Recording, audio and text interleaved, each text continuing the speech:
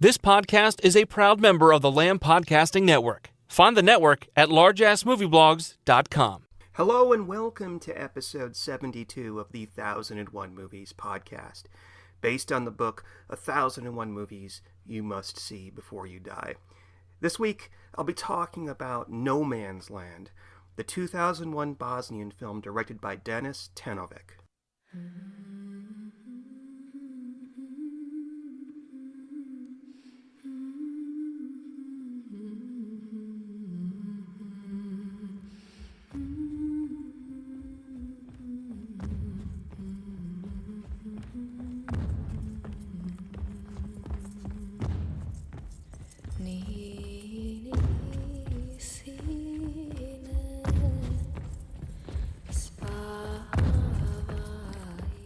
I'm not a history buff, but to understand the plot of No Man's Land, as well as the background of director Danis Tanovic, you have to know a little background about the Bosnian War.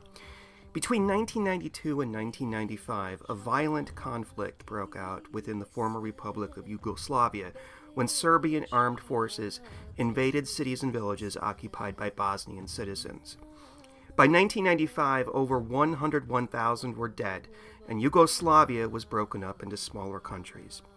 Much like the crisis in the Middle East, there was a great deal of finger-pointing from both sides as to exactly who started the war and what its purpose was. Suffice it to say, it's a controversial point of European history, and I probably can't even begin to dwell on most of its issues and nuances. During the first 2 years of this conflict, Danis Tanovic was part of a film crew that tailed Bosnian forces to make films for documentary and news services. In 1994, he moved to Brussels and received his college degree in performing arts while continuing to make documentaries. It was then that he began writing his first major film project, No Man's Land. The film is the story of 3 soldiers, 2 Bosnian and 1 Serbian, who find themselves trapped in a trench between the 2 forces, unable to leave without one side or the other mistaking them for the enemy and shooting them. In the film's second half, an English reporter and the United Nations all merge to ensure that these soldiers get out alive. What exactly happens, I will not spoil for you, but let me simply say that it doesn't end well for everybody. The reception for No Man's Land cannot be overstated. It received high critical applause and won several awards worldwide, including the Academy Award for Best Foreign Language Film, the César Award for Best First Feature Film, the European Film Academy Award for Best Screenplay, the Golden Globe for Best Foreign Language Film, and countless others. Tanovic would go on to make a handful of other films, most of which center around events in and around Bosnia and its politics.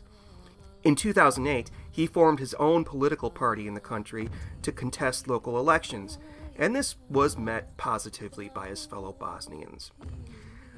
Although No Man's Land is obviously hailed worldwide as a bit of a masterpiece, it's surprising that Tanovic's career hasn't been as illustrious as it is.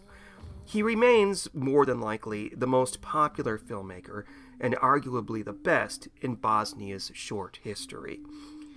What did I think of No Man's Land? I had seen the preview for this film shortly before it came out, and I've remembered it all these years, mostly, to be honest, because it won the Academy Award for Best Foreign Language Film, so I was a little surprised when it turned out to be a completely different type of film than was marketed. Listen here to a portion of the preview. For those of you joining us now, we have breaking news from the front lines, where a few men are stranded between the 2 armies. No one knows who they are. No one knows which side they're on. And no one wants to get involved. Sir, neither side will help the men in the trench. We do not know if they will actually decide to do something. Well, what do you expect me to do? I mean, you can't expect me to risk the lives of our soldiers in order to save theirs, can you? But, sir!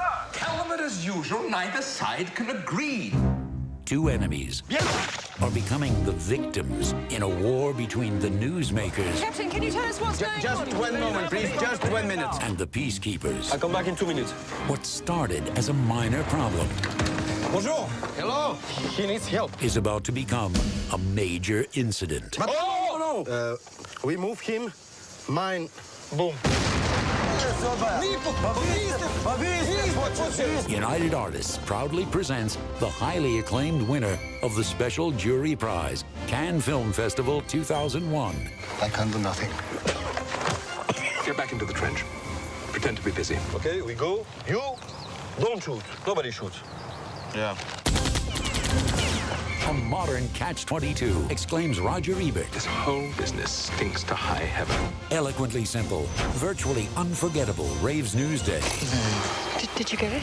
No Man's Land.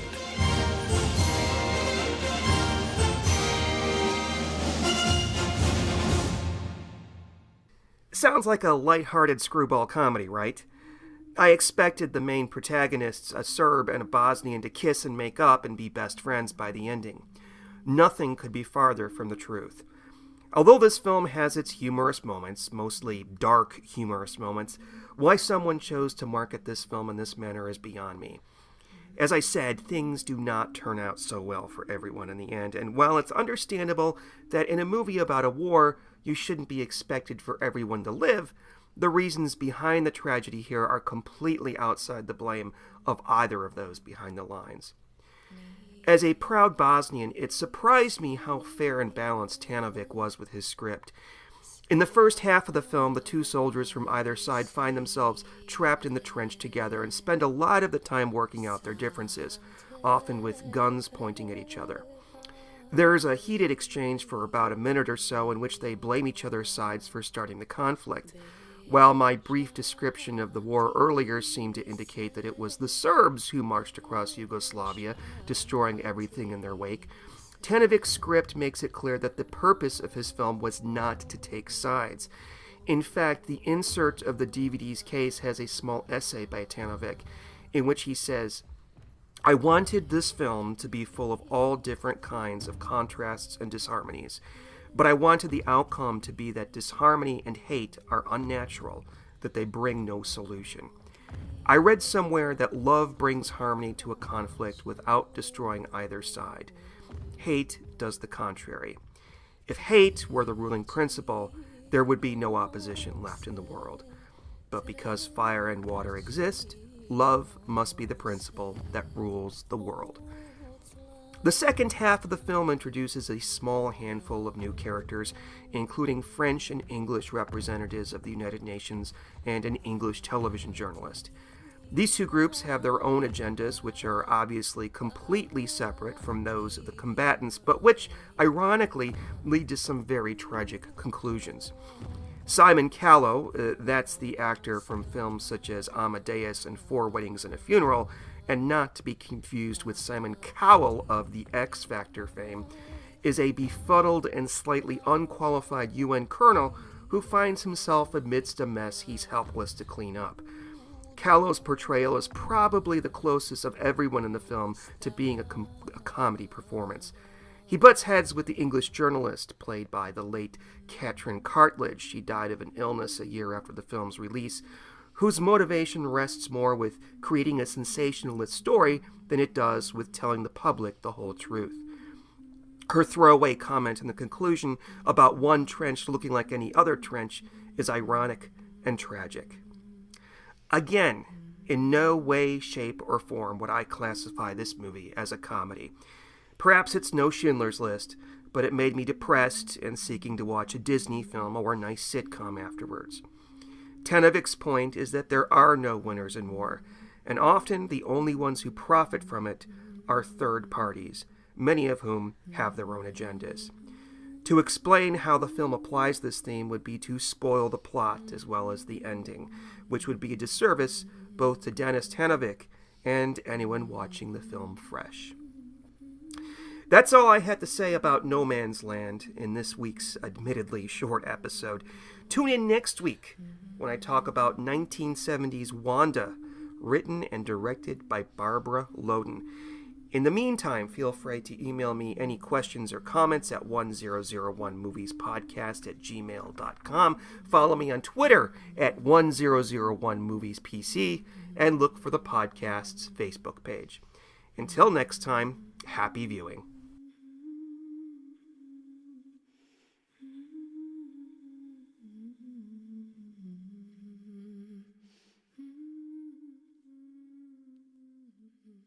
Mm-hmm.